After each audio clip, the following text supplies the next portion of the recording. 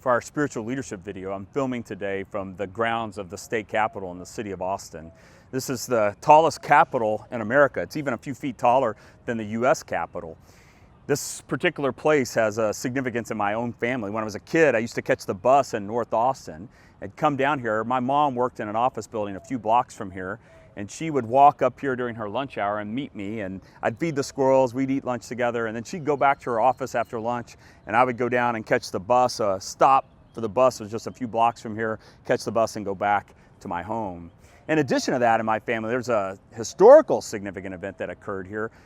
Back in the 1920s, my grandmother, she was married to a man who was a state employee. He actually worked on maintenance here in the Capitol. In fact, he was painting the dome of the Capitol in the 1920s when, while painting the dome, his scaffolding gave way and he fell in the rotunda area of this Capitol building and fell to his death. This is the 1920s, and at that point, state employees did not have life insurance or workers' comp or any of those kinds of things.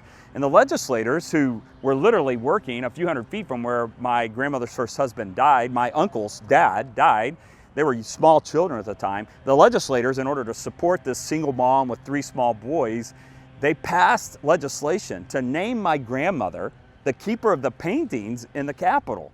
Ironically, she never stepped foot in this building. I can imagine for her that this would have been a painful place to visit anyway.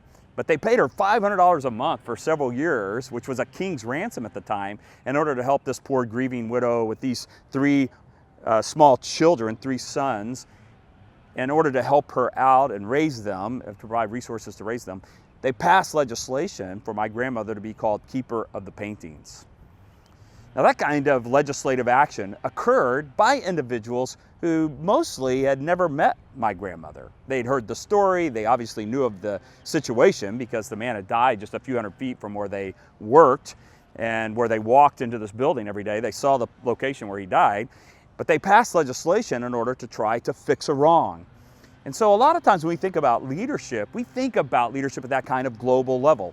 Individuals who are either legislators who work here, or maybe a governor who works in the governor's mansion not far from here, making decisions to sway culture at large and viewing leadership primarily in those terms. So oftentimes when we think about leadership, we think in terms of leadership at a political level, legislators or governors, or we might even think about leadership in terms of corporate level, where CEOs have huge sway over large swaths of a company and all the employees, again, making decisions for employees they haven't even met. Many legislators here vote on bills, pass legislation, send them to the governor to be signed, that are doing this for the sake of leadership over a state. Many of the people they're influencing have never even met them. That type of leadership is what marks leadership in American culture today, this sort of global populist approach. But when we look at the life of Jesus, we see something very different there. We see Jesus leading, instead of at a populist level, at a much smaller individual level, seeking the transformation of the small group of individuals in his immediate group. We see this as Jesus shuns populism. When he first comes to Jerusalem, he's incredibly popular. The people are already starting to talk about how he's doing these miracles. So we see Jesus in John chapter 2. The crowds are already starting to talk about him in very popular ways. But Jesus, instead of grabbing hold of that populism, we find at the end of John chapter 2 that Jesus did not entrust himself into the populist movement that was taking place around him.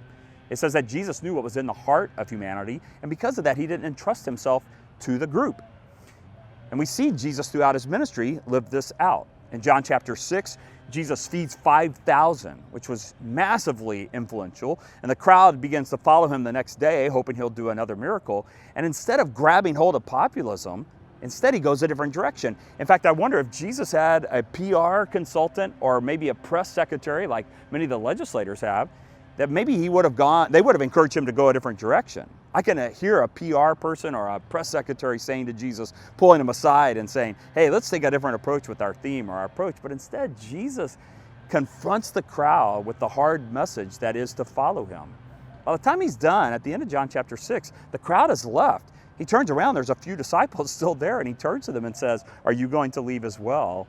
And in that moment, Simon Peter gives that very profound statement where he says, Lord, where else will we go? Only you have the words of life.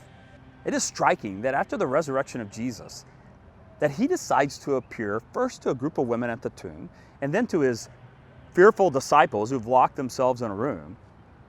If he'd had a PR person or a press secretary at the time, I think they would have said, you need to go to Caiaphas' house. You need to go back to the Sanhedrin, the people that voted to have you executed.